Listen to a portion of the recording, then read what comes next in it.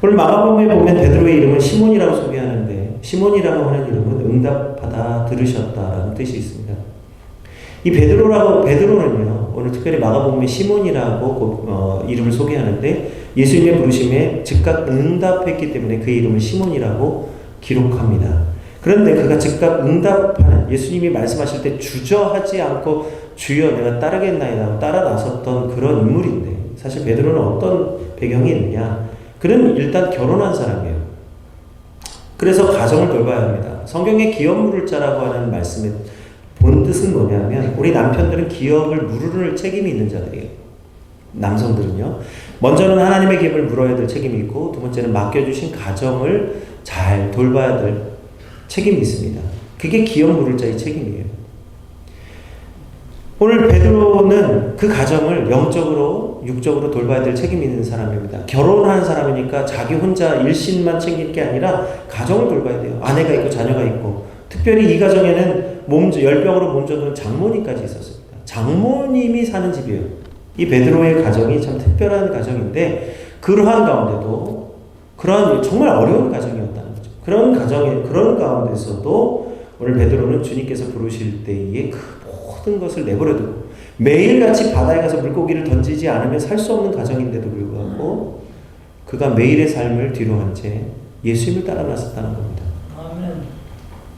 또 안드레는 어떤 사람입니까? 동생 안드레의 이름은 강인하다, 남자답다는 뜻이 있어요. 이 안드레는 정말 남성입니다. 남성. 오늘 진짜 상남자예요. 그런데 요한복음에 보면 안드레가 제일 먼저 그 제자들을 예수님께 인도합니다. 그리고 오병이어의 기적도 안드레를 통해서 이루어집니다.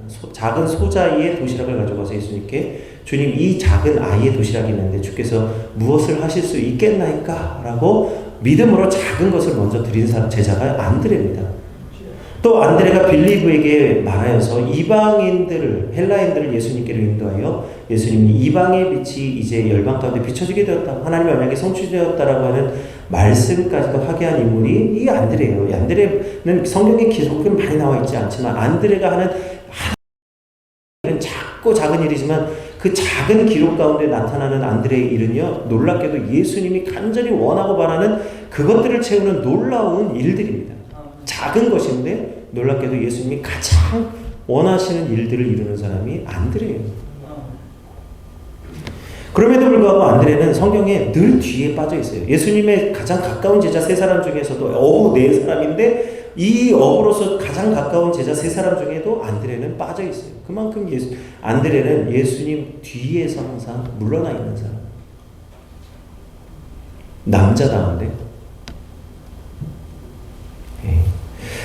오늘 이 베드로와 안드레는요 그물을 뒤에 버려두고 예수님 따랐죠. 근데 지금 야고보와 요한은요 그와 함께 있는 사람들이 누굽니까? 늙으신 아버지 세베대가 있었어요. 아버지가 있어요. 이 아버지를 공양하지 않으면 안 돼요. 늙으신 아버지요. 그리고 그 집안에는 또 자신 품꾼을 받는 일꾼들이 있었어요. 한마디로 말해서 오늘날로 말하면 기업가예요. 사업가예요. 직원들이 있는 거예요. 품삯을 줘야 되고 관리해야 되고 그 집안에 배가 있으니 배도 관리를 해야 되고 관리가 쉽지 않습니다. 관리자 포지션에 가면요 하지 말아야 될 게 너무 많아요. 그리고 매일같이 돌봐야 될 게 많아요. 손봐야 될 게 많고 이 보통 일이 아니에요. 오늘 야고보와 요한은 관리자였어요. 늙으신 아버지를 섬겨야 됐고 집안의 품꾼들을 돌봐야 됐고 그 집안에 있는 배들을 관리해야 돼요. 안 그러면 사고 나는 거예요. 그런데 오늘 이러한 야고보와 요한이 단칼에 예수님 나를 따라오라 할 때에 버려두고 떠났다는 거예요. 이러한 것들을 이 무책임해서가 아닙니다. 옳았구나. 이제 내가 이것에서 그럴 수가 없는 거예요. 진정한 관리자는요, 자기의 자리에서 벗어날 수가 없어요. 그게 아무리 무겁고 힘들어도 그것을 버릴 수가 없는 거예요. 왜냐하면 내가 그 일을 안 하면 안 되는데요. 근데 그게 이제 소명이죠, 소명. 내가 그 자리에 부르심이 있기 때문에 그 자리를 지키는 게 소명이에요. 남들이 몰라요. 소명은 남들이 알 수가 없는 거예요. 사명은 명확하게 나타나기 때문에 알 수 있는데 소명은 자기만 압니다. 그래서 소명의식이 있냐고 항상 물어보는 거예요. 오늘 예수님이 이처럼 제자들을 불러주시고 오늘 회당에서 복음의 말씀을 선포해 주신 것처럼 오늘 새해에 우리에게 주시는 새로운 은혜를 세 가지로 정리하려고 합니다. 첫 번째는요, 예수님께서 우리 삶 가운데 우리를 불러주셨는데 우리가 지고 있는 무거운 짐을 변화시켜 주신 줄 믿습니다. 수고하고 무거운 짐을 지고 있어요, 우리는요. 근데 그것은 예수님의 십자가 때문이 아니라 자기 짐을 지고 있는 거예요. 내가 태어나서 지금까지 살아오면서 내 손으로 한 모든 일의 무게를 내가 짊어지고 있어요. 지금 나의 어려움과 문제는 예수님 때문이 아니라 나 때문이에요. 그런데 거기에 믿음을 갖고 주님을 섬기려 할 때에 섬길 때에 갈등이 와요? 그러면 그것이 무엇 때문에 갈등이 옵니까? 예수님 때문입니까? 교회가 예수님이 여러분을 힘들게 합니까? 아니에요. 그게 아니죠. 여러분의 삶 가운데에 내가 지금까지 살아온 내 손으로 내가 좋아서 한 모든 일이 나를 힘들게 하는데 거기에 주님의 일을 하려고 하니 딜레마에 빠져 있는 거예요. 예수님이 나를 힘들게 한 게 아니라 내가 지금까지 살아온 나의 인생이 나를 힘들게 하고 있는 거예요. 거기에 주님을 섬기려 하니 갈등이 오니까 내가 복겨서 못 견디는 거죠. 그런데 예수님 뭐라고 말씀하십니까? 수고하고 무거운 짐진 자들아 다 내게로 오라. 내가 너희를 진짜로 새해 새 첫 주일에 온전한 쉼이 있으십니까? 예수님께서 우리의 모든 무거운 짐을 가볍게 쉽게 해주시겠다. 나의 십자가를 지고 따라올다. 예수님의 십자가를 지면 가벼운 거예요. 쉬운 거예요.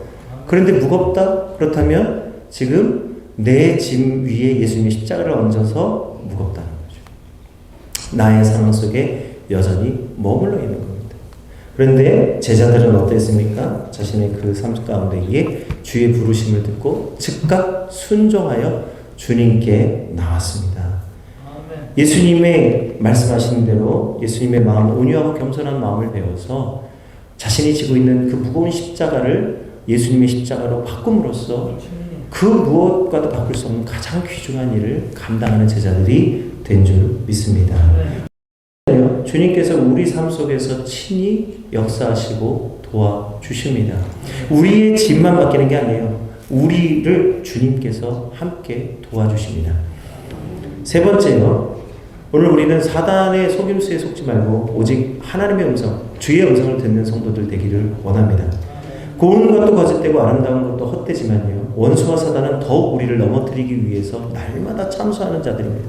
우리 주변에 있는 모든 것들, 오직 주의 말씀과 음성 외에는 모든 것이 다 사단의 괴계로 속임수임을 깨달으셔야 됩니다.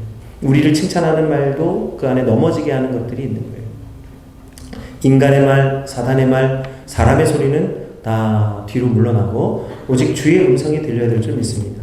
하나님은 세미한 가운데 우리에게 말씀해 주시고 깊은 가운데서 우리에게 말씀해 주시고 그 음성을 들어야 됩니다. 그래서 큰 소리, 좋은 소리, 강한 자와 약한 자들 사이에서 들려지는 소리에 귀 기울이지 말고, 물론 우리가 그들의 부르짖음을 들어야 되지만요.